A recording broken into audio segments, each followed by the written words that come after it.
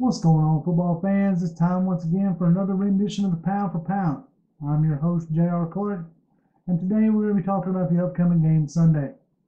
We got flexed to the 425 spot for our clash with the Carolina Panthers. It's as simple as win or go home, in a sense. We win this game, we're in the playoffs.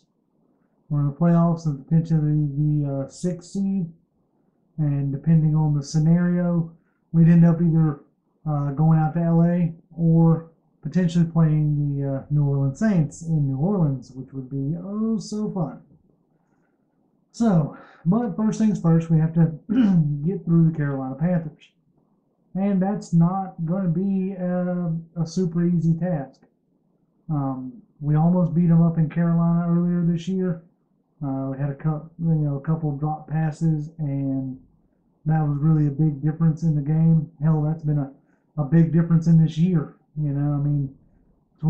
think we're one of the most drop pass teams in the NFL.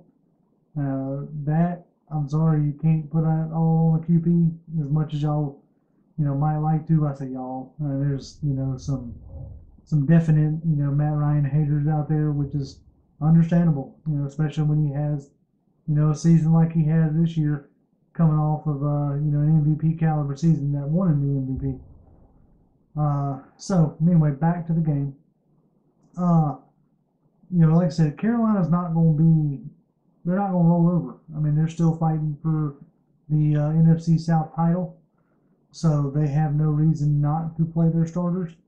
Because if you get that title, the NFC South title, you at least are guaranteed one home game. And that's important in the playoffs. I mean, look what it did for us last year. We ended up being able to play all of our playoff games at home, and I think that was a real difference. And what led us to be able to get to the Super Bowl. This year, had definitely a tougher road to hoe. We'll have to go on the road to, for pretty much all of our playoff games, whether it be to New Orleans or LA or Minnesota or Carolina or whoever, so we're going to have to be able to bring it. But to kind of touch on the game this past week, all I can say is you can't let the refs beat you. You can't leave it in their hands. That's number one rule. Refs consistently get things wrong as much as anybody else. So therefore, you can't leave it in their hands to decide for you. You have to execute on the field. Our offense, once again, did not execute. It was not consistent. Now, a lot of that had to do with, Torlolo went out and Levitri wasn't in there, so we wasn't really able to get our, run game going as much as we would like to. But you have to see that and be able to make adjustments. There's certain things that I wonder about as far as, how much of our offense is being dictated by what we did last year. I've watched a handful of Sarkisian's games when he was the head coach, whether it be Washington or USC, and this doesn't look like that offense. I'm not saying that offense, is what we need to do, but I know that when I go into work, I want to do things my way.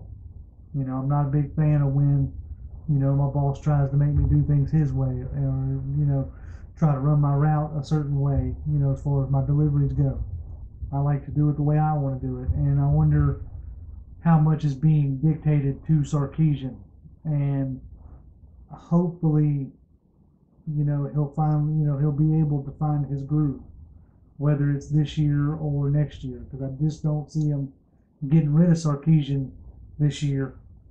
That would be a real shock to me, because Dan Quinn picked him to come in. So Dan Quinn strikes me as a very, very loyal guy. I think if anybody ends up getting the axe coach-wise, maybe Keith Armstrong. Our special teams play hasn't really been all that great under Dan Quinn, and so that's just me speculating right now. But as far as Carolina goes, what our offense has to do to their defense, you got to block them. You got to block that D line is a good D line. They still got the ageless wonder, Julius Peppers. They get Charles Johnson back off suspension. They get Charles Davis back off suspension. They still got Luke Kuechly. So, I mean, it's no, that front seven is no slouch. You know, you're not going to be able just to, you know, pick it apart probably like you did last year because the play design isn't there. The play calling, in a sense, isn't there.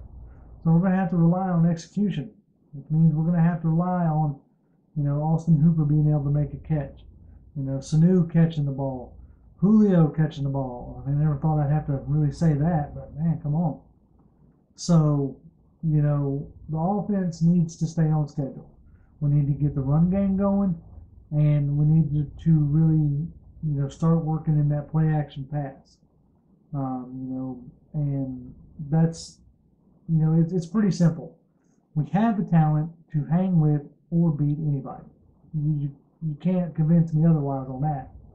We just have to execute the plays. You know, we have to you know, play better ball, basically. And as far as, you know, the defense to, you know, their offense, it all starts with, you know, Cam Newton. It all starts with hitting him early and hitting him often. You know, I heard somebody a couple weeks ago say it best. If Cam Newton is smiling, you're in for a long day. If Cam Newton is having fun out there, if he's doing his little point first down thing or whatever, you know, you're in for a tough haul.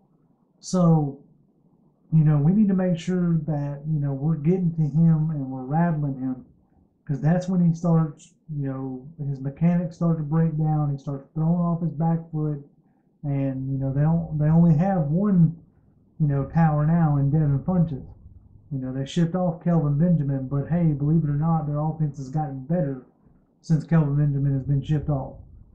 I'm not saying that he was a bum or a bad player, but sometimes when, you know, you're focusing on one guy, you know, it makes your offense sluggish. We've seen that before with Julio Jones. You know, you remember Shanahan's first year. You would have thought the only two offensive players we had were Julio Jones and Devontae Freeman. So, now, you know, Carolina's really figuring out how best to use Christian McCaffrey, you know, the slot receiver parading around as a running back. I mean, you know, you can put whatever you want to put on him. He's a Wes Welker type slot receiver. He is anything other than a slot receiver is a gadget at best, I think. That's just my opinion. But the biggest thing and the biggest challenge that we're going to have is, you know, playing good, you know, coverage on the back end with our safeties and our cornerbacks and allowing that pass rush to get there. I mean, we've gotten almost 40 sacks this season, which hasn't been done in quite a while for the Falcons. So, I mean, granted, the pressure hasn't been consistent, but that pressure is there. So we need to make sure it's dialed up on Sunday, because that's the only way we're going to affect this offense, in my opinion, is to, you know, like I said before, hit Cam Newton early and hit Cam Newton often. You know, that's the way you get in his head. That's the way you rattle him. I mean, he's shown it in his, you know, in games last year. You know, when the year they went to the Super Bowl, you know, we were having a crap year, but we beat them because we got to Cam Newton. So that's you know, key number one. Key number two, don't let Christian McCaffrey go off.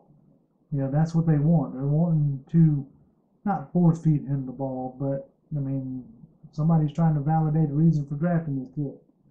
So, and we seem to have a problem covering running backs coming out of the backfield, or the little slot guys with the the yards after catch. So we need to make sure that we're on that and we're on him. You know, we've got the athletes, you know, on linebacker to keep up with this kid. So, you know, they just need to do it. But, so, like I was saying earlier, it is, I mean, our playoffs started this weekend, really.